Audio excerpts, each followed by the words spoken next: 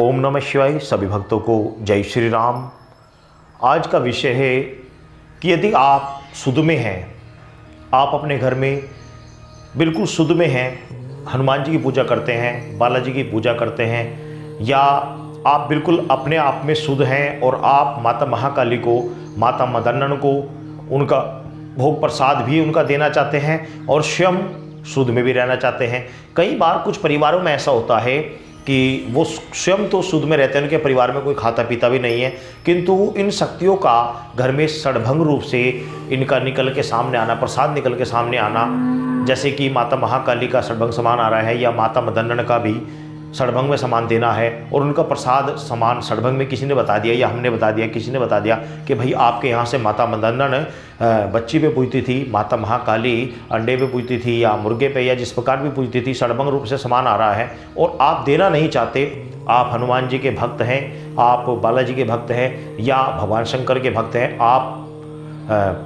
विद्वान पंडित हैं या आप अपने घर में किसी प्रकार का कोई मांस मदिरा का घर में यूज नहीं करते और आपको इनका सामान देना है, इन दोनों शक्तियों का या अन्य सबल सिंह का जैसे कि सुवर आदि चलता है, माँ बसंती का चलता है या दूधनी का चलता है, तो इनमें किसी भी शक्ति का यदि आपको सड़भंग सामान देना है तो आप किस प्रकार देंगे, आज इसी विषय पे चर्चा करेंगे। क्योंकि इस विषय में बार बार कमेंट्स, बहुत सारी कमेंट्स आ रहे थे कि गुरुजी हम तो घर में बिल्कुल भी खाते पीते नहीं है, हाथ भी नहीं लगाते और हमारे घर में ये सामान हमारे पूर्वज दिया करते थे, तो अब हम क्या करें, किस प्रकार हम इस सामान को दें और या इसको बंद कर दें। तो इसके दो रीज़न हैं। वीडियो थोड़ी लंबी हो सकती है लेकिन वेरी इंपॉर्टेंट वीडियो है और आपके बहुत ही काम आने वाली है, इसलिए इस वीडियो को अंत तक अवश्य देखें क्योंकि कहीं ना कहीं जीवन में आपको और आपके बच्चों को इसकी ज़रूरत पड़ेगी। इसलिए मैंने जीवन में जो आज तक देखा, जो समझा और जिस शक्तियों के माध्यम से हमें एक दूसरे को देखकर हमें जो आज तक अनुभव हुई, उसी के आधारित पर मैं आपको ये बता रहा हूँ जो बिल्कुल ही सटीक और सही तरीका है वो मैं आपको बता रहा हूँ, आप ध्यान से समझ लेना। देखो, मैंने पहले कई वीडियो इस विषय में बना रखे हैं कि आप शक्तियों को, इन शक्तियों माता महाकाली, माता मदन्नन या अन्य इन घर की शक्तियों को शुद्ध रूप से कैसे पूज सकते हैं, इस विषय में मैंने ऑलरेडी पहले भी वीडियो बना रखी है। तो उसके लिए एक मोटा सा एग्जाम्पल दे दूँ। उसके लिए सिंपल तरीका है कि आपको स्वयं ही पूर्ण रूप से शुद्ध और शाकाहार रहना पड़ेगा।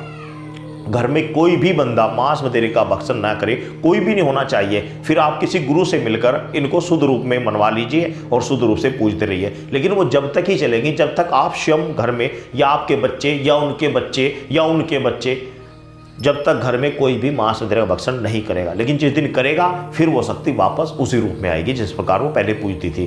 तो ये समस्या होती है। और यदि आप मेरी की तरह, जैसे कि मैं हूँ, हम कुछ भी खाते पीते नहीं हैं किंतु फिर भी मैं सड़भंग रूप से पूजता हूँ, तो ये क्या तरीका है कि हम कुछ हाथ भी ना लगाएं और सड़भंग तरीके से पूज भी लें और बालाजी श्री हनुमान जी भी रुष्ट ना हो। क्योंकि अक्सर ये बात देखी जाती है, जब आप स्वयं अपने हाथों से सड़भंग सामान दोगे तो हनुमान जी की अनुकंपा पूर्ण रूप से नहीं हो पाती, बालाजी की अनुकंपा पूर्ण रूप से नहीं हो पाती, क्योंकि ये पूर्ण रूप से शुद्ध में बालाजी बिल्कुल शुद्ध रूप से चलते हैं और आप आपने बालाजी का सत्संग या बालाजी का नाम आपने ले रखा है और आप इन शक्तियों का घर में निकल रहा है, तो इनका भी कैसे देंगे। तो इसके लिए आपको करना क्या है, जैसे कि मान लिया आपको माता मदन्नन आपके घर में निकल रही है और माता मदन्नन की आपकी यहाँ से बच्ची जाती है और आप बालाजी के पुजारी हैं, तो आपको करना क्या है उसका तरीका बता रहा हूँ। मैंने पहले वीडियो, अभी से कुछ ही समय पहले एक वीडियो बनाई थी जिसमें माता मदन्नन की बच्ची किस प्रकार दी जाती है, लाइव दिखाया बिल्कुल किस प्रकार दी जाती है, क्या तरीका होता है।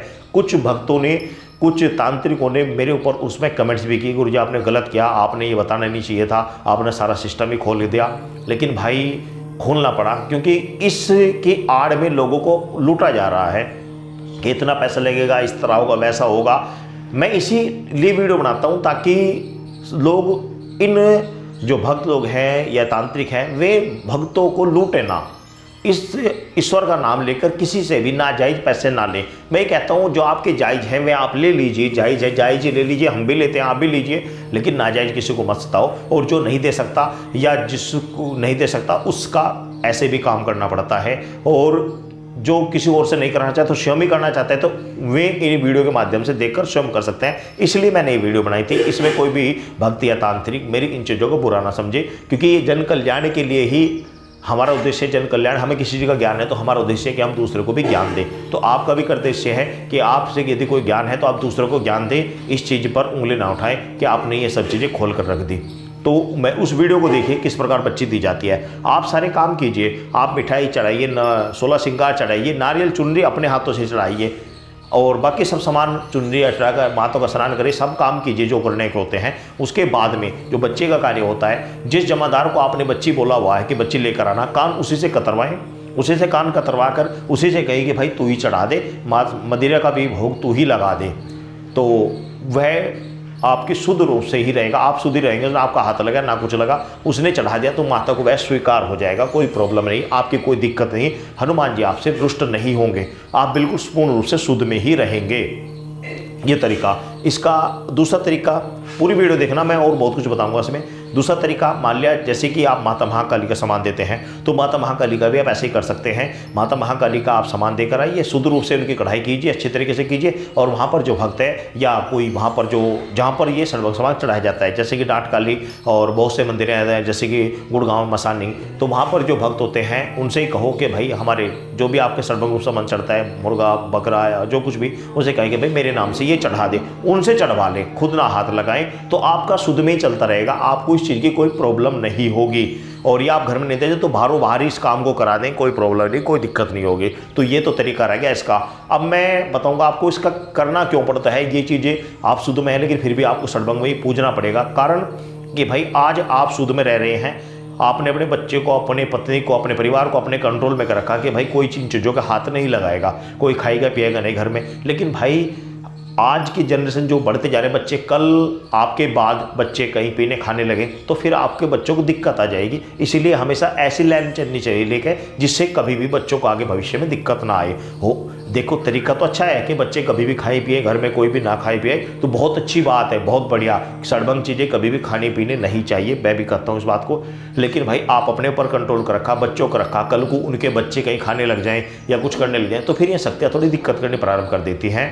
और जिस परिवारों में ये नहीं पूज रही हैं तो वो तो भाई शुद्ध में ही पूजो, जो कोई दिक्कत नहीं, उससे कोई प्रॉब्लम है ही नहीं, कोई दिक्कत नहीं है। दूसरी बात, एक बात ये भी आती है, जैसे कि मेरे पास अभी शहर से कमेंट्स आई थी कि गुरुजी हम तो ऐसे कोई चीज़ों को पूजते नहीं हैं, हम तो बस खाली माँ बाला सुंदरी या माँ शाकुंभरी या वैष्णो देवी, हम शुद्ध रूप से माता को पूजते हैं और हमारा तो शिकारी से सिद्ध हो रहा है। भाई आपके पूर्व जन्म के कर्म इतने अच्छे रहे, इतने सटीक रहे कि आपका उसी में कार्य चल रहा है, आप उसी में संतुष्ट हो, इसी में आपकी माता स्वीकार कर रही है आपके। क्योंकि हर चीज़ के, हर व्यक्ति के साथ में उसका भाग्य भी चलता है और भाग्य अपने कर्मों से बनता है। तो भाई उनके भाग्य उनके साथ थे, लेकिन ग्रामीण क्षेत्र में ये चीज़ें ज़्यादा पूजी जाती हैं क्योंकि उनके साथ में ऑलरेडी कुल देवी ये लगी हुई होती हैं। ऐसी बात नहीं, शहरी क्षेत्र में भी जो परंपरागत व्यक्ति गांव से बिलोंग करके, क्योंकि हर व्यक्ति गांव से बिलोंग करके शहर में जाता है, तो जो गए हुए हैं वो भी इन चीज़ों का करते हैं, समय आने पर वो भी इनका करते हैं, चाहे किसी रूप में किसी प्रकार भी करें, करते हैं। ठीक है ना। तो आप समझ गए होंगे कि शुद्ध में आप किस प्रकार पूछ सकते हैं और जिससे कि हनुमान जी, बालाजी या अन्य कोई शुद्ध रूप से आप जिस प्रकार चलना सकते हैं,